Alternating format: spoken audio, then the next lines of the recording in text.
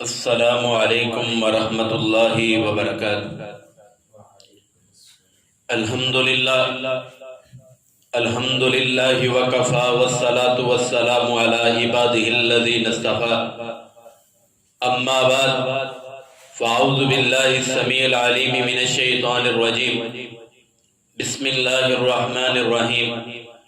یریدون لیطفئوا نور اللہ بافواہہم، قال النبی صلی اللہ علیہ وسلم الاسلام یعلو ولا یعلی علیہ، وقال شاعر اسلام رنگ و بو کے اندھیروں میں کھو گیا، اسلام رنگ و بو کے اندھیروں میں کھو گیا، مومن متاع دین کے لٹیروں میں کھو گیا، سویا ہے سومنات کے سائے میں غزنبی، حسن ایاد زر کے سویروں میں کھو گیا۔ قابل قدر جناب صدر اس بزم و رزم کے لیے بحث تحسین و تحسین، محترم مصنفین، چشم من کے انجمن اساتذہ کرام، معزز مہمانان گرامی اور شجرہ کلمہ طیبہ کی حقیقی معنوں میں آبیاری کرنے والے طلباء اعزام، یہ ایک ابدی حقیقت ہے کہ انسان سچائی کا پرستار ہوتا ہے، جھوٹ سے نفرت کرنا اس کی فطرت ہے، منافقت کے پردے چاک کرنا اس کی فطرت ہے۔ جب کبھی بھی کہیں سے فرعون کی صدائے غرور بن کر ابھرتی ہے، اس کا ضمیر ایک غیور دل کا ترجمان بن کر ابھرتا ہے۔ اے آتش بدوں کو دہکانے والے نمرود، اے خدائی کا دعویٰ کرنے والے جھوٹے لات و منات، تم electric media, print media, social media کے اوپر بیٹھ کے اسلام اور اہل اسلام کے خلاف زہر اگلتے ہو۔ آج میں ان کی فرعونیت کا تذکرہ کرتے ہوئے موسیٰ کا نعرہ علم بلند کرنا چاہتا ہوں۔ حضرات، ارباب علم و دانش، کفار نے اہل اسلام کے خلاف شروع سے ہی یلغاریں برپا کر رکھی ہیں۔ کفار کی طرف سے اہل اسلام پر پہلا اٹیک قولوا لا الہ الا اللہ پر کیا گیا، تاکہ اہل اسلام عقیدہ توحید کو چھوڑ کے، اپنے عقیدہ توحید جیسی عظیم نعمت کو چھوڑ کے اغیار کے آستانوں پر جا کے اپنی پیشانی کو جھکا دے۔ اور دوسرا حملہ وَاعْتَصِمُوا بِحَبْلِ اللَّهِ جَمِيعًا پر کیا گیا، تاکہ اہل اسلام کو ترقی کی منازل سے روکا جا سکے۔ اور تیسرا اٹیک لَقَدْ كَانَ لَكُمْ فِي رَسُولِ اللَّهِ أُسْوَةٌ حَسَنَةٌ پر کیا، تاکہ اہل اسلام اسوہ حسنہ کو چھوڑ کے کفار کو اپنا آئیڈیل اور نمونہ بناتے ہوئے اپنے لباس اور حجامت میں، اپنے اعتقادات و نظریات میں کفار کو اپنا آئیڈیل اور نمونہ بنائیں۔ ارباب علم و دانش، کفار نے اہل اسلام کے سینوں سے قرآن مقدس اور حدیث رسول کی محبت کو نکالنے کے لیے ناچ گانے فلموں کو ایجاد کیا، اور اس کے ساتھ ساتھ ویڈمیٹ، یوٹیوب، واٹس ایپ، فیس بک اور ٹک ٹاک جیسی ایپس تیار کی، تاکہ اہل اسلام کے سینوں کے اندر جذبہ فروغی پیدا نہ ہو سکے۔ حضرات، ان ظالموں کا کون سا ظلم بیان کروں؟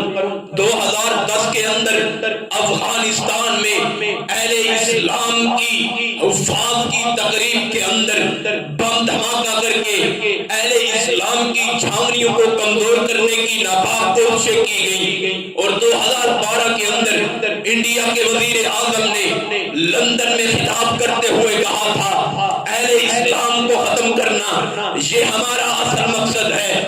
16 نومبر 2019 کے اندر ناروے میں قرآن مقدس کو جلایا گیا، تاکہ اہل اسلام کے حوصلوں کو پست کیا جا سکے۔ حضرات، ان کی یلغاریں ہر وقت اور ہر دور کے اندر برستی آئی ہیں۔ کہیں میں برما میں مسلمانوں پر ظلم و تشدد ہوتا ہوا، کہیں کشمیر میں ماؤں اور بہنوں کا خون ندیوں کی صورت میں بہتا ہوا، کہیں بابری مسجد کی سزائیں علماء کرام کے ہاتھوں سے قلم کو چھیننے کے مطالبات کیے گئے، علماء کرام کو نامعلوم وادیوں کے اندر ڈالا گیا۔ حضرات، میرے آقا جناب محمد رسول کے خاکے بنائے گئے. حضرت ابوبکر صدیق رضی اللہ تعالیٰ عنہ کے ایمان کے اندر شک کیا گیا. حضرات یہ وہ لوگ ہیں, یہ وہ قوم ہیں جنہوں نے قرآن کو مٹانے کے لیے, حدیث کو مٹانے کے لیے اپنی تمام تر کوششیں سر کر دی. اپنی تمام تر کوششوں کے بعد آج پھر بھی رب تعالیٰ کا وہ قرآن زندہ ہے, حدیث مبارکہ زندہ ہے. سمائے مستقبل آشوب حالات ہم سے اس دور حالات میں ذمہ داریوں کا کچھ ذمہ داریوں کا تقاضا کرتا ہے. سب سے پہلے کفار سے غیر شرعی تعلقات کو ختم کرتے ہوئے دین کی معرفت کو قائم کر کے اسلامی نصاب تعلیم اپنے سکول اور کالج اور یونیورسٹیوں میں قائم کرنا ہوگا. لوٹ مار, کرپشن اور ذخیرہ اندوزی سے بچنا ہوگا. حضرات ارباب علم و دانش جب یہ جذبات ہوئے تو پھر اس کے بعد اہل اسلام کے سپرد جو ذمہ داری سونپی جاتی ہے کہ زنا کے اڈوں کو ختم کر کے, سود خوری کو ختم کر کے اہل اسلام کے قانون کے قرآن کے قوانین کو نافذ کیا جائے. اس کے بعد اسلاف کی زندگیوں کو تازہ کیا جائے. لا نخاف احدا الا اللہ کی شجاعت کو لیتے ہوئے, ولا تہینوا ولا تحزنوا کا عزم لیتے ہوئے, لا نخاف احدا الا اللہ کی شجاعت کو لیتے ہوئے, ایتنو کی عدالت کو لیتے ہوئے, کفار کی ڈوبتی ناؤ کو ایک اور دھکا دیتے ہوئے, جذبہ فروغی سولہ صدیقی اپناتے ہوئے امام احمد بن حنبل کی طرح اپنے آپ کو قبض سلاسل کروانا ہوگا. امام ابو حنیفہ رحمہ اللہ کی طرح اپنے جنازے کو جیل سے نکلوانا ہوگا. امام مالک رحمہ اللہ کی طرح اپنے کلے اتروانا ہوگے. امام ابن تیمیہ رحمہ اللہ کی طرح زندگی کا بیشتر حصہ دیوار زندان میں بسر کرنا ہوگا. مولانا جعفر دھانسری کی طرح کالے پانی کی سزائیں برداشت کرنا ہوگی. علامہ اقبال رحمہ اللہ کی طرح ساری زندگی کرائے کے مکان کے اندر زندگی بسر کرنا ہوگی. حضرات جب یہ جذبات ہوئے, جب یہ سوچ ہوئی تو رب کا قرآن ضمانت دیا دیتا ہے کہ لیظہرہ علی الدین کلہ, کہ ایسا عروج آئے گا لا یدری اولھا خیر ام آخرھا, یہ پتہ نہیں لگ سکے گا کہ ابتدا زیادہ بہتر تھی کہ انتہا زیادہ بہتر تھی. آخر میں یہی عرض کرتا چلوں, یقین مانیے اس مایوسیوں کے عالمگیر تاریخی دور میں ایک مومن قلب کے لیے فتح اور اقبال کی روشنیاں برابر جگمگا رہی ہیں, کیونکہ رات جتنی بڑھتی جاتی ہے صبح کا یقین ہوتا جاتا ہے.